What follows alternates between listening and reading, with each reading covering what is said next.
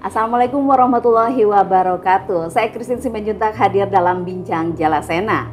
Ya, Sobat Jalasena, kali ini Bincang Jalasena berkesempatan mengunjungi kediaman narasumber kita hari ini, yaitu Bapak Laksamana TNI Purnawirawan Ahmad Sucipto. Assalamualaikum para pemirsa, selamat pagi semuanya. Pak, terima kasih atas kesempatannya. Kita sudah diizinkan untuk berkunjung ke kediaman Bapak. Sama, Pak. Saya juga merasa terhormat lah didatangi oleh tim Jalasena yang kita tahu merupakan penjuru depan daripada TNI AL dalam mempublikasikan gagasan-gagasan barunya. Oke. Pak, kita pengen tahu lebih banyak tentang Bapak secara pribadi gitu. Mungkin kalau selama ini kan tidak digembor-gemborkan secara pribadi, dan juga untuk sepak terjang Bapak di dunia TNI Angkatan Laut. Ya, saya akan jawab sebisa saya.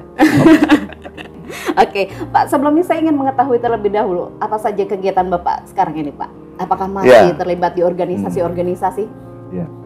Jadi kalau kita urut ya, setelah saya pensiun, setelah saya pensiun tahun awal 2001 itu saya sebelumnya memang sudah banyak terlibat dalam pembinaan olahraga.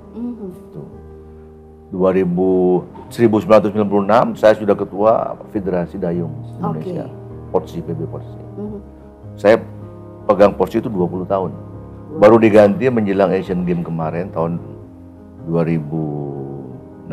Itu diganti, saya serahkan kepada Pak Basuki, Menteri PUPR. Sekarang saya juga menjadi chairman dari Asia Rowing Federation, Dayung Asia. Dan saya juga pernah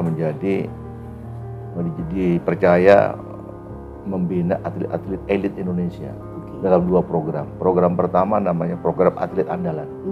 Itu zamannya Pak Menterinya adalah Pak Adiaksa Daud.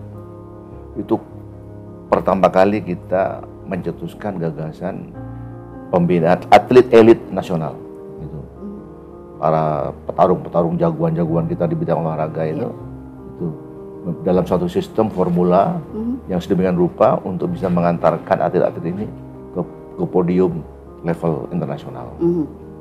Yang kedua, saya menjadi juga ditunjuk pada waktu Menteri Olahraganya Pak Nahrawi menjadi ketua program Indonesia Emas, Prima, program Indonesia Emas. Itu sama, itu kelanjutan daripada program atlet andalan, yaitu bagaimana meneruskan pembinaan atlet-atlet elit kita dalam menghadapi Asian Games 2018 kemarin. 2018. Sekarang ini apa saja yang Bapak kegiatannya nih, Pak? Apakah tinggal menikmati saja gitu, Pak? Nggak bisa, jadi tidak mungkin seorang mantan militer itu nyaman di rumah. Pasti dia tergerak melihat sesuatu yang ada di lingkungannya.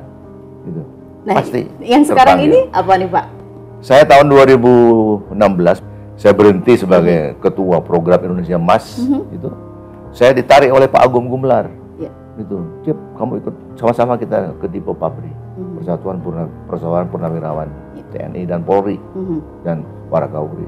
Itu tantangannya lebih banyak lagi, karena kan kita langsung berhadapan dengan mendinamisasi kehidupan dan mendinamisasi gerak dari para purnawirawan gitu. Ya. Karena kan uniform kita bisa lepas, tapi pengabdian kita tidak pernah berhenti. Nah, itu dia. Tapi sebelumnya itu diawali juga bahwa saya tahun 2010 itu ditunjuk oleh Pak Domo itu untuk merubah organisasi Purnawirawan TNI Angkatan Laut yang semula adalah hanya sebagai badan kerjasama atau badan konsultasi Purnawirawan menjadi Persatuan Purnawirawan Angkatan Laut. Saya yang jadi ketua umum pertamanya. Jadi ketuanya, ya. Pak ya. Dan saya yang meletakkan dasar-dasar mulai dari perumusan visi, mendefinisikan visi misi, dan kemudian juga meng-acknowledge kepada teman-teman bagaimana kita ke depannya. Oke, bagaimana nih Bapak waktu masa kecilnya, Pak? Apakah orang-orang di sekitar Bapak, Pak, dan termasuk orang tua juga melihat bahwa Bapak ini ternyata memiliki jiwa kepemimpinan gitu, Pak, sampai orang pun memutuskan atau mempercayai Bapak untuk bisa menjadi seorang pemimpin? Kalau kita mau ya la petite history ya flashback dulu ya, Pak. Nah, sejarah kecil lah. Sejarah kecil kita itu, saya tuh berada di lingkungan keluarga guru. Bapak saya guru, ibu saya guru. guru semuanya.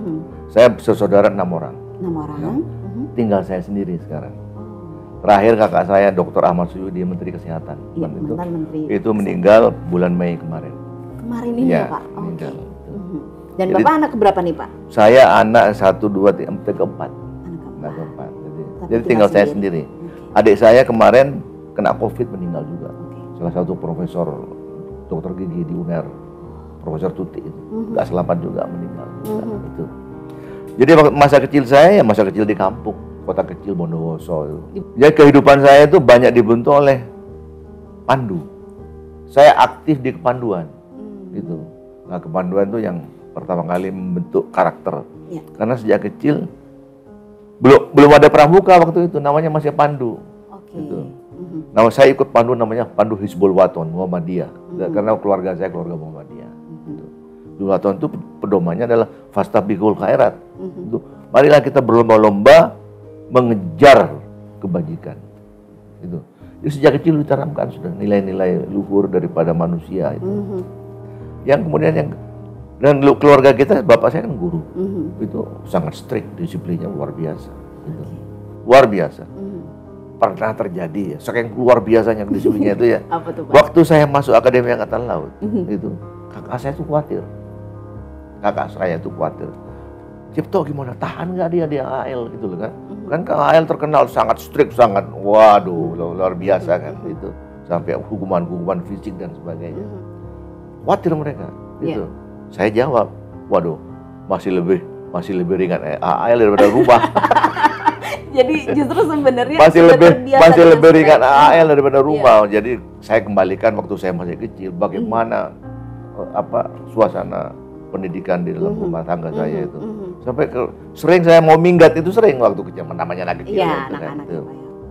Tapi juga ada segi lainnya, segi orang tua saya tuh mengajarkan saya untuk mencintai buku. Itu. Dari kecil saya sudah diajak ke perpustakaan, suruh baca buku. Nah dari situ kita mengenal. Yang sangat terkesan saya tuh saya baca buku namanya Jurumudi Jan van Leeuwen. Ada buku namanya Jurumudi Jan van Leeuwen. Itu menceritakan seorang mualim muda di atas kapal yang berlayar dari Rotterdam ke Hong Kong, di tengah badai dan ada pemberontakan di kapal itu. Di saat kapal berontak, mereka memberontakkan, terjadi pembunuhan, sudah disaster nih. Gitu. Si Jurumudi Jan van Leeuwen ini berhasil naik ke Marconi, ke ruang Marconi, mengirim distress signal. Mede itu, dan distress signal itu ditangkap oleh Angkatan Laut, stasiun Angkatan Laut di Hong Kong. Sehingga mereka mengirimkan frigate dari Hong Kong menolong ini. Nah, saya berpikir anak kecil ya, waduh, that's the Navy for, gitu loh. Ini tuh Angkatan Laut itu menolong orang pada saat mereka lagi sulit. Itu, jadi cita-cita saya pertama waktu itu ya, waduh, pengen jadi Angkatan Laut juga. Umur berapa tuh? Itu salah satu motivasi saya. Motivasi yang lain yang lain gini. Jadi Angkatan Laut. Ya, saya sering ke Surabaya sih lihat kadet-kadet tuh gagah banget ya, pakai putih-putih, pakai ponyan, gagah, dikelilingi oleh pacarnya banyak itu kan. Wah, itu juga menjadi salah satu. Ya. Kalau nggak gagah nggak mungkin ya kan. Anak-anak SMA akan lihatnya kegagahan, yang dilihat pertama tampilan fisik lah, ya kan. Masalah value, cita-cita itu mungkin saya sudah masuk ya. Tapi yang pertama dilihat adalah kegagahannya. Gitu. Oleh karena itu, Angkatan Laut harus mempertahankan itu. Akademi Angkatan Laut harus menjadi akademi yang tergagah. Taruna-tarunanya harus menjadi simbol kegagahan pemuda-pemuda Indonesia. Ayah saya itu sederhana orangnya kan. Dia berpikir Bondowoso itu sama Jember itu dikelilingi oleh banyak perkebunan. Perkebunannya banyak sekali. Dan perkebunan itu dipimpin oleh seorang namanya Sinder. Sinder itu adalah kepala perkebunan, lulusan IPB, lulusan sekolah-sekolah pertanian. Itu kalau dia weekend, dia pulang ke Bondowoso pakai mobil dinasnya itu, mobil dinas jeep perkebunan itu. Dan sehingga ibu-ibu di sana tuh mengharapkan mantunya dari sana gitu loh. Jadi di bayaran mereka yang sangat sederhana itu ya. Pemuda idaman adalah Sinder atau kepala kebun, BPN itu, gitu loh. Saya nggak mau karena saya sudah punya cita-cita segera keluar dari lingkungan itu, gitu loh.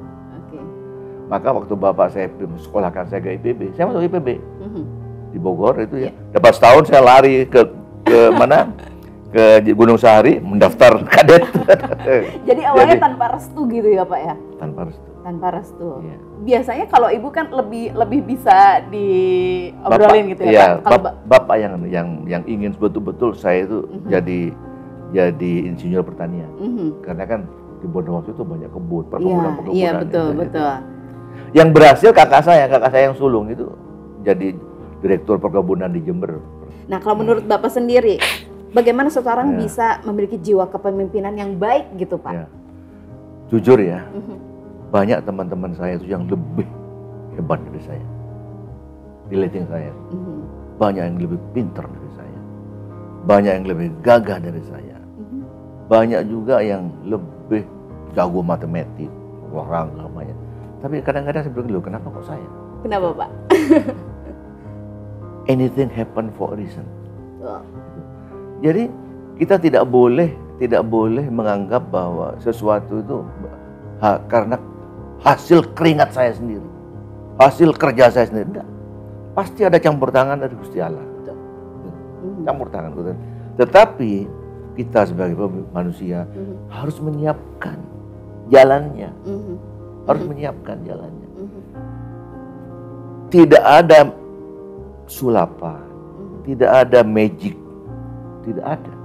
Itu kita harus kerja keras, hasil akhirnya serahkan kepada Sang Pencipta. Oke, jadi kerja keras dan tekun, tulus dan jangan pamrih. Tulus dan jangan pamrih ya Pak, itu yang paling luar biasa. Jangan karena sesuatu dikaitkan dengan hal-hal yang menguntungkan dirinya sendiri. Itu dan itu ditanamkan betul-betul di Akademi Angkatan Laut. Dia tanamkan betul-betul. Perkara daya serapnya masing-masing balik ke orang masing-masing ya. Gitu. Saya kasih contoh ya. Contoh yang paling bagus itu juga untuk bisa ada untuk dididik adik-adik kita. Ada tradisi di kita, gitu. Bahwa setiap komandan kapal, itu, begitu dia menjabat komandan kapal itu dipanggil oleh panglima, itu panggil, kemudian dulu itu mereka dikasih namanya sekaling ikan asin. Kasih pesan, ini kaleng ikan asin ini taruh di bawa kamu. In time you facing crisis, di saat kamu menghadapi krisis, menghadapi near miss situation, menghadapi keadaan darurat, ambil satu, lempar ke laut, pasti hilang semuanya kesulitan itu. Bawa gitu. Tapi tergantung sang komandan tadi kan. Biasanya dia berpikir, wah, begitu dia menghadapi krisis, tunggu dulu dia, wah ini masih bisa saya atasi, nggak usah lah. Nanti saya jangan-jangan lama-lama habis sering dibuang ikan asinnya, lama-lama ada krisis yang benar-benar hebat, sudah dia nggak punya dia. Apa lesson learn dari sini? Itu jadi jangan percaya pada yang itu.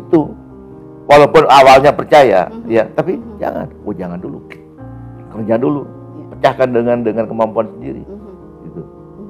Sehingga lama-lama dia nggak percaya lagi sama ini barang ini, wah nggak perlu ini, nggak perlu kan lagi. Jadi nggak ada sulapan, nggak ada, semuanya itu dikerjakan dengan kerja keras, tekun, dan hasil akhirnya ya kita berikan kepada Sang Maha Kuasa. Oke. Pak, tadi balik lagi, akhirnya Bapak mendaftarkan menjadi TNI Angkatan Laut. Ya, dan tahun 65 itu. Tahun 65. Berarti ya. Bapak tugas cukup lama juga ya?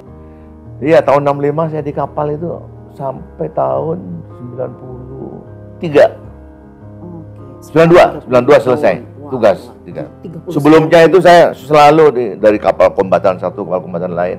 Saya pernah mengomandani 4 kapal. Iya, betul. KRI Mando, KRI Fatahillah, KRI Ahmad Yani, dan satu lagi yang tribal class itu. Oke.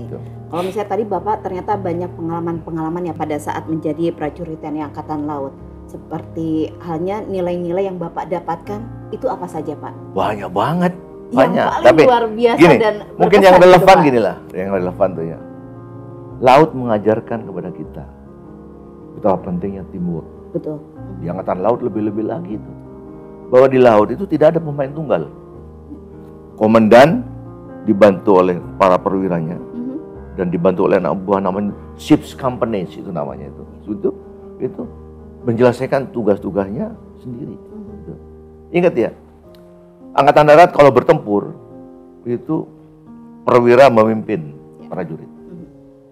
Ya, bisa perwiranya ada di ruang komando, ada jauh di belakang garis pertempuran, bisa saja. Itu panglimanya di sana. Itu. Angkatan Udara, pilot perwiranya bertempur, satuan-satuan mendukung dari bawah. Gitu.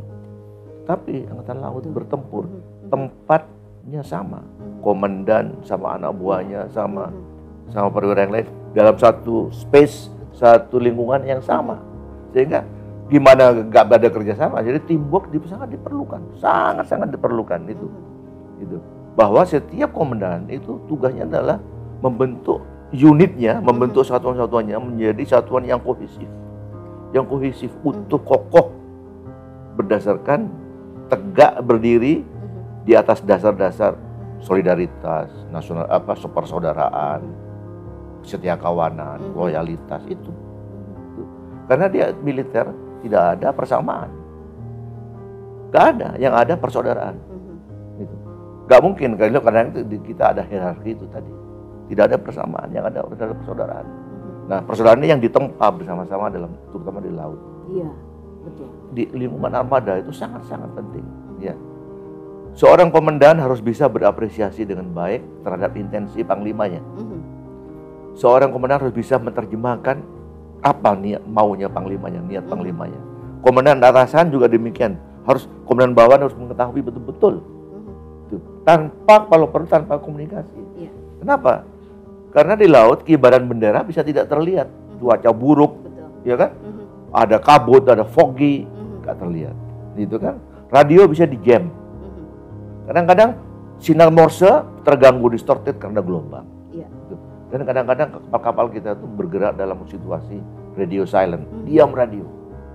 Nah kalau misalnya satu sama lain tidak tahu maksudnya, itu bisa fatal.